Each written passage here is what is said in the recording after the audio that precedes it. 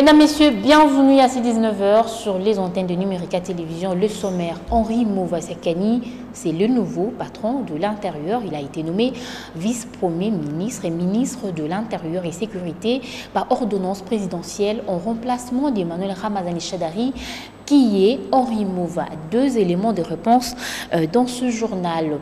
Et puis l'hôpital général de référence de Kitambo, doté d'un nouveau bâtiment réhabilité par la loterie de Kinshasa. Il s'agit du L destiné à abriter les services de réanimation. Merci de continuer à nous faire confiance et vous avez raison. Les détails à présent. Je le disais à l'instant même, léger réaménagement technique du gouvernement Tchibala. Henri Mova a été nommé vice-premier ministre et ministre de l'Intérieur et Sécurité par ordonnance présidentielle hier. Jusqu'alors, secrétaire général du PPRD, Henri Mova-Sakani remplace à ce poste Emmanuel Ramazani Shadari. Il aura le choix entre la rupture et la continuité du système de gestion des affaires intérieures. Henri Mova est attendu sur la gestion des manifestations publiques, le dédoublement des partis politiques, ainsi que quelques foyers d'insécurité à travers le pays. Nommé ministre par ordonnance présidentielle, qui est Henri Mova-Sakani, ce nouveau patron de la territoriale, et quel est son parcours politique? Réponse dans ces portraits brossés par Jeften Toleni. À Lubumbashi, le 10 novembre 1962, dans la province du Haut-Katanga, Henri Mova-Sakani a fait ses études dans sa province natale, où il a décroché ses diplômes de licence en relations internationales et en communication à l'université de Lubumbashi. Assistant et chef des travaux à l'UNILU, le professeur Mova-Sakani a soutenu sa thèse en 2008 à l'université de Kinshasa, portée sur l'ordre Yalta à l'épreuve de la perestroïka et de la mondialisation, théorie et pratique des relations internationales en mutation. Il débute sa carrière politique en 1996 avec l'Alliance des forces démocratiques pour la libération, quelques temps avant sa création. Il devient pour la première fois ministre après la chute de Mobutu, de mai 1997 à janvier 1999, ministre des Transports et Communications. Henri Mova, dans son parcours, a aussi été ambassadeur de la République démocratique du Congo à Moscou auprès de la Fédération des Russies de janvier 1999 en septembre 2000. Il fait son retour au gouvernement pour la deuxième fois en l'an 2000, soit de septembre à novembre, en tant que ministre des Transports et Communications.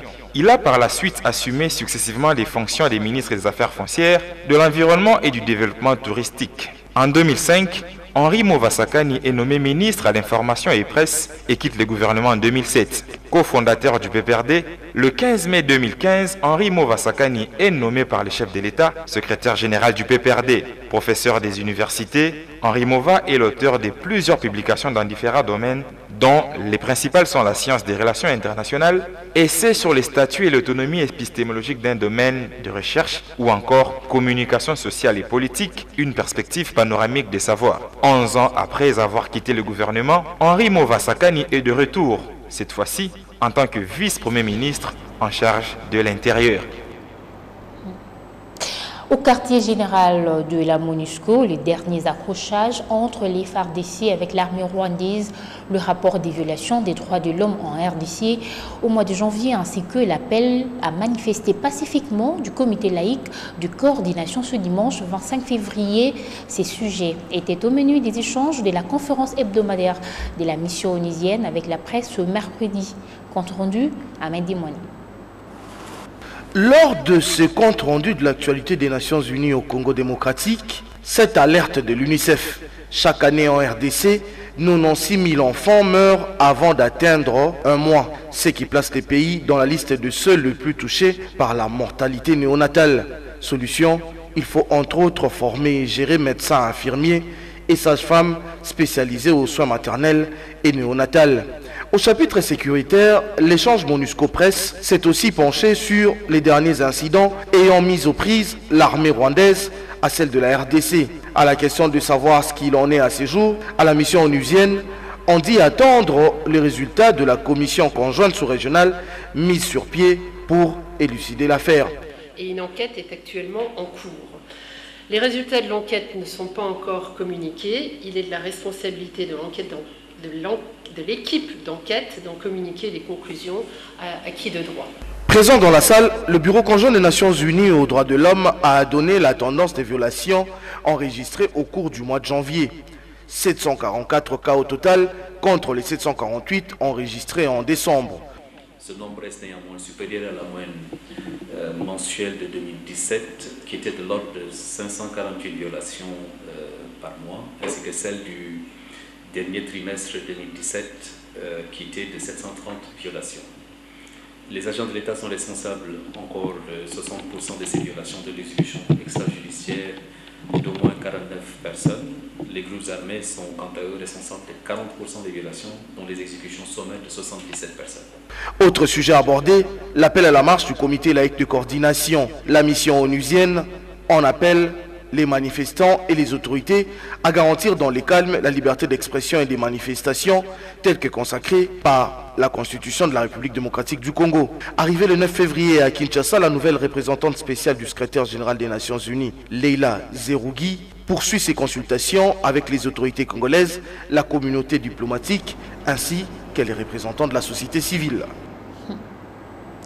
Dans un tout autre chapitre, l'hôpital général de référence de Kitambo vient d'être doté d'un nouveau bâtiment réhabilité par la loterie de Kinshasa. Il s'agit d'une aile destinée à abriter les services de réanimation. Les clés de la bâtisse ont été remises officiellement au médecin directeur général Rachel Kitite de Dukassoma. La réhabilitation de ce bâtiment entre dans le cadre de l'amélioration de l'accès aux soins de santé des malades à Kinshasa. Ce bâtiment comprend une salle de réanimation de 6 lits, 12 lits pour les urgences, 3 lits au déchocage, 3 lits pour la petite chirurgie. 8 locaux, dont 4 pour l'hospitalisation et 4 autres pour le bureau et salle de réunion. Rénové par l'entreprise Ruben Bad sur financement de la loterie de Kinshasa, les travaux du bâtiment inauguré par le gouverneur de la ville de Kinshasa consistaient à retaper les portes, les fenêtres, l'électrification, la plomberie, le mobilier de bureau, un groupe électrogène, le revêtement du sol, ainsi que la fourniture en équipements médicaux. Le médecin directeur général de l'hôpital a salué l'implication du gouvernement provincial de Kinshasa dans l'amélioration de l'accès aux soins de santé et les conditions de travail des médecins. Après la coupure du ruban symbolique, André Kimbuta, accompagné du médecin directeur général ainsi que du ministre provincial de la Santé, ont fait le tour du propriétaire. Applaudissements s'il vous plaît. En société, après la fondation, l'heure est à la pose des arcs de la passerelle à jeter sur le boulevard Lumumba au niveau du marché de la Liberté. Les ingénieurs sont à pied d'œuvre, mais les travaux n'ont pas été exécutés des nuits aujourd'hui comme annoncé. Ils ont intervenu ce matin, perturbant quelque peu la circulation routière. Félix Sulunga et Eric Kanambayi ont fait les constats. Bientôt, le marché de la Liberté aura sa passerelle. Les travaux ont atteint la deuxième phase. La pose des arcs a eu lieu aujourd'hui. Les ingénieurs du groupe Zénith, entreprise chargée dans la construction de passerelles, s'emploient à jeter le pont pour piétons sur le boulevard Lumumba à la hauteur du marché de la Liberté. Ils ont 30 jours pour parachever les travaux. Une tâche exécutée de nuit afin d'éviter les incidents mais aussi les embouteillages. Des engins de levage lourds sont déployés sur le site. L'avantage de ces ponts aériens est de permettre aux piétons de traverser les grandes artères en toute quiétude sans le moindre risque d'accident. Soki bachango ezana avantage munene pona kokatisa na prince eza mabe ba accident bambisca déjà mais lelo pont oyo toza à l'aise na kokatisa na pont ça accident sans problème. Eza ba travaux techniques ba komema toujours na ndenge ezo sengela mais conséquent que na ba respecter ba normes nango parce que boyi lelo ba tongi lobi kuna ekweli mutu et ça la bien fait mais du moins ça va, on félicite quand même des Barça Msalo pour l'avantage de la mission. Malgré ces moyens de passage hautement sécurisants, certains Kinois ont du mal à s'y adapter. Le projet prévoit au total 7 passerelles ajoutées sur le boulevard Lumumba de la première rue jusqu'à l'aéroport international de Ndjili. 3 sont déjà terminés et 4 en construction, quitte aux Quinois d'en faire bon usage. Célébration ce mercredi 21 février de la Journée internationale de la langue maternelle. La journée offre une opportunité de partager le caractère unique de chaque culture dont la langue est vecteur des messages. En outre, au Congo-Kinshasa, il n'est pas facile d'établir la différence entre la langue maternelle et la langue vernaculaire. Plus de 400 langues sont parlées à travers le pays. Qu'est-ce que la langue maternelle et quelle différence y a-t-il avec la langue vernaculaire? Élément de réponse avec Jefté Nzoleni. La langue maternelle, autrement appelée langue natale, désigne la première langue qu'un enfant apprend en famille plutôt qu'à l'école. L'apprentissage de la langue maternelle se fait donc de manière naturelle autour des activités quotidiennes par mimétisme et assimilation plutôt qu'autour des leçons. La langue maternelle se diffère de la langue vernaculaire qui est une langue locale communément parlée au sein d'une communauté donnée. À titre d'exemple, le Chiluba, le Kikongo ou le Swahili peuvent être considérés comme des langues vernaculaires. La langue maternelle joue un rôle primordial dans la construction de sa propre identité. Même en étant bilingue, la description du monde dépend en grande partie de la langue que l'on a apprise en premier, puisque les premières expériences ont été faites dans cette langue. Il arrive parfois, pour des raisons culturelles ou pratiques, que certaines personnes cessent d'apprendre ou d'utiliser leur langue maternelle. Est-il possible d'avoir 2 langues maternelles? Les experts sont partagés à ce sujet. Un enfant issu d'un couple bilingue a la possibilité d'apprendre 2 langues en même temps, mais une seule sera dominante. Et dans pareilles circonstances, l'enfant se retrouve en situation du bilinguisme. En sport, Ligue des champions de la CAF, l'ASV Club s'est qualifié par le 16e de finale aux dépens de Before White du Malawi. Score du match 2-1. Le club quinois était parti avec une longueur de 4 buts au match aller joué à Kinshasa et sa petite sœur, la coupe de la Confédération Maniema Union, a reçu Manga Sport du Gabon au stade Joseph Kabila de Kindu Maniema qui a abrité pour sa toute première fois une rencontre sportive internationale. Les résultats, vous les aurez dans nos prochaines éditions. Maniema Union avait battu ses clubs en match aller par 1-0. En page internationale, avant de boucler ce journal aux États-Unis, l'influent prédicateur évangéliste américain Billy Graham, interlocuteur incontournable des présidents américains pendant plusieurs décennies, est décédé ce mercredi à l'âge de 99 ans. Annonce faite par sa famille dans plusieurs médias américains. Il est décédé ce matin chez lui à Caroline, au nord ou au sud-est des États-Unis.